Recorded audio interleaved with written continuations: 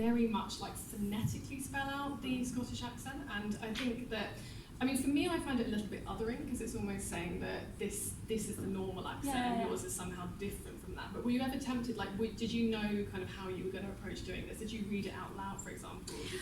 I did, yeah, and so it turns out if Alexa is spying on me, whoever is listening to this transcript has a whole lot of me doing like varying Scottish accents, like I can do, and I'm not doing it today, lads.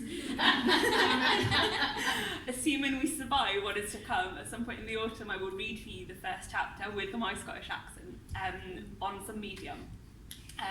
You can get kind of a feel for how I did it, but I don't like to read phonetically spelled out dialect. I think it's about trusting your reader. Like, I feel like if I tell you this character is Scottish, here are some things they say, like there are a few we's, there are a few, like there's a hint of dialect, but you know she's Scottish, it's set in Scotland. Like, I feel like you've all heard a Scottish accent, you can apply it or not as you read. Like, I don't want to kind of force that on people. Yeah.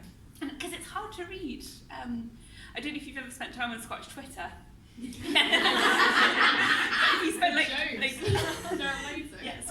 honestly, funniest page you'll ever go, but it can take a while to kind of snap into the language, and I think particularly when you write YA, you don't really have room to, like, your audience is not very patient. They are not going to sit through 3 chapters of colloquial Scots unless they think in colloquial, unless they are colloquially Scottish or familiar with it.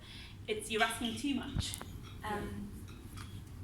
And so it's about trust, and it's about knowing my audience, and it's also about what I'm comfortable. Like, just because my nan's Scottish doesn't necessarily mean I should be using the Scots language willy-nilly.